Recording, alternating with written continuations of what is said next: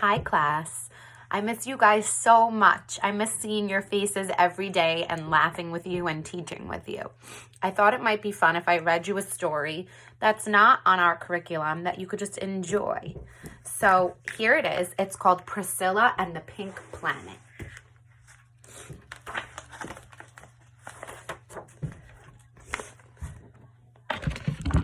Gazing up at the sky on a very clear night, you may see a star with a curious light.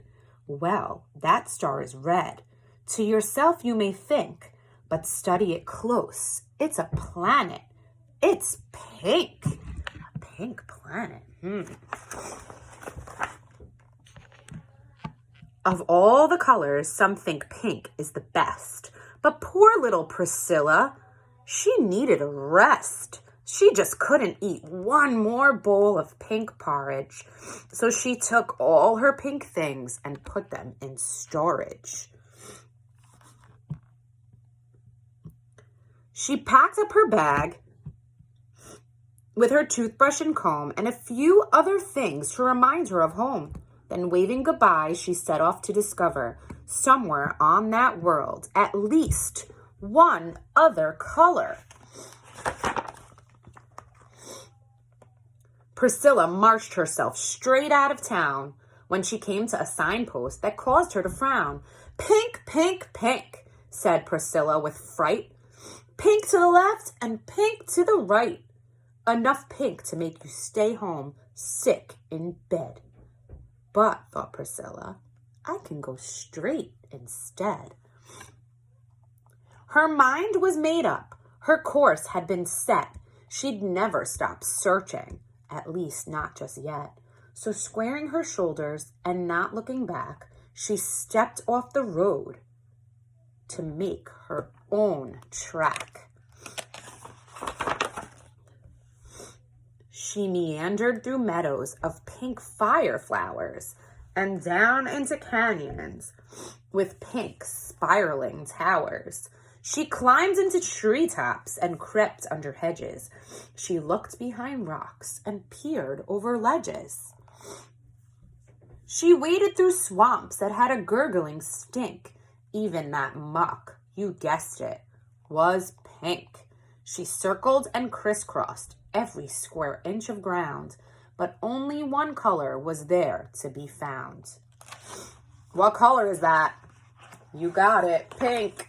Oh my goodness. When finally she came to a great pink pole tree, she threw up her hands and dropped to one knee. Please give me a signal. Just show me a sign. Is there some other color in this pink world of mine? Whoa, what is that? Suddenly drifting, as if from thin air, a creature appeared to answer her prayer.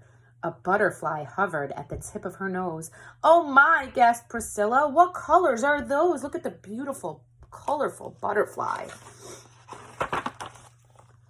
So what do you think Priscilla did next? Sat there scratching her tummy, looking perplexed? No, sir, not Priscilla. Not this little girl. She was up on her feet in a back-flipping twirl, bashing through brambles, cartwheeling down ditches, pausing just once to untangle her breeches. Priscilla did soar like a ship at full sail, keeping close as she could to the butterfly's trail. Then the butterfly, who'd been traveling top speed, fluttered down for a rest on a pink cluster weed. Strange, thought Priscilla, it's the one weed around. And then it was clear. This was some special ground. Fountains and flower beds curving stone walls, trees trimmed like pyramids and shrubs round as balls. Then swoosh, out of nowhere and quite by surprise, a net came down right in front of her eyes. There stood a woman in a frilly long gown with a cape and a ring and a net and a crown. And inside the net, the butterfly flapped. Priscilla knew then and there that the creature was trapped. There she is. Oh no. Now look, little girl, just what do you think? Don't you know who I am? I'm the great queen of pink. This whole planet is mine, ocean and land, and unwelcome visitors are one thing I can't stand. Well, Priscilla almost ran away, right on the spot, but the pink in her cheeks was growing quite hot. Miss Queen, piped Priscilla, I've traveled so far. May I at least take the butterfly home in this jar? Good gracious, no, roared the queen. This awful creature is positively obscene. All those colors, how gaudy, how simply passé. I made this planet pink, and that's how it will stay. Pink is the color that I like the best, so take my advice and forget all the rest. As for this creature, it's back underground where all other colors are kept safe and sound. Well, Priscilla just couldn't believe what she'd heard. Hiding those colors? Good grief, how absurd! But the queen wasn't joking. Priscilla could tell. How, thought the girl, can I break the queen's spell? And then an idea flashed in her mind, the type of idea that was just the right kind. I agree, said Priscilla, that pink is the best, but that's hard to tell without seeing the rest. If all colors were out for the wide world to see, pink would look even pinker. Don't you agree?